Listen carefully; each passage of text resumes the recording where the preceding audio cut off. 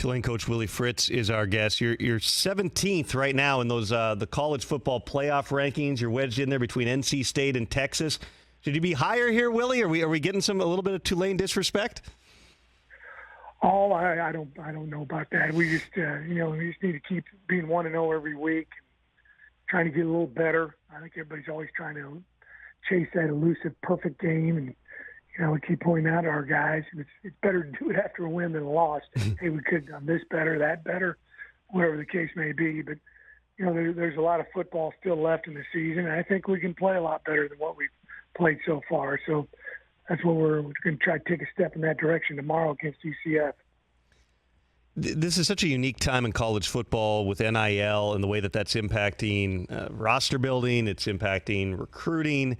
How does a program like Tulane sustain when you've got, you can recruit guys, but you've got multiple transfer windows after the season and then again after spring ball, and anybody who's an underclassman who plays well, that there's potentially, offers out there for them to go play elsewhere. I know you've got a unique academic element to it at Tulane, but how do you sustain success at a program like that? Well, it does help us, the fact that guys understand the value of the Tulane education. So they do, these guys may be close to graduating and want to stay and get that degree and be smart of them to do it. We're involved in the NIL, not as much as a lot of schools in the country. And we're fortunate that we've had a lot of guys who play football here who've gone on to be very successful in a lot of walks of life. But, it is different. You just don't know what your roster is going to look like, every 6 months. And, we're very fortunate. We lost very few guys, even though we didn't have a real good season last year. We lost very few guys in the portal and actually got a few guys to come back home. They've gone on to play football in other places and thought the grass was a little greener and found out it was only green, and they wanted to come back to NOLA. And so we did add a few quality players that were from the New Orleans area.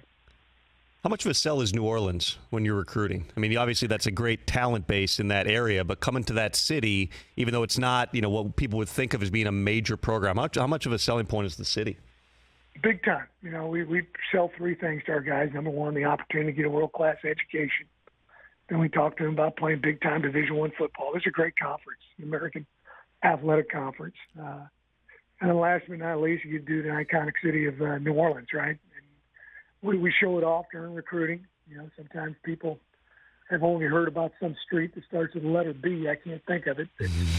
Down there in the French Quarter. Oh, yeah, Bourbon Street. Now I remember. But, our guys very rarely go down there. This is a college campus. There's some places to hang around here. We're right in the uptown area of New Orleans. And, and guys, after they've been here a couple of years, they just really enjoy it. Our guys, you always do exit interviews with your players, and they get done playing for you. That's one of my questions. Did you enjoy the city? Did you enjoy experiencing here? And by and large, our guys love playing for Tulane in the city of New Orleans. I was going to say, Willie, I mean, some things happen over there in the Quarter. Bourbon Street's, you can find a party any time of day, night, any day of the week. Do you have to have rules about exactly where guys are allowed to be around there?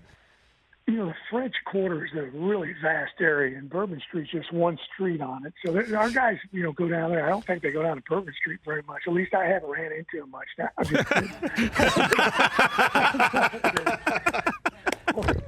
only time my wife and I ever go down there is when we have guests from out of town. And they want to go down to Bourbon Street, but I don't think they go down there much. We've got a lot of other places that are more, geared towards college students, and and I just don't have very many issues here with our guys off the field. My dad used to always tell me, hang around with smart guys. They don't do as many dumb things as dumb guys do, right? So we have a lot of smart guys that do a great job of, having fun, but, the right kind of fun.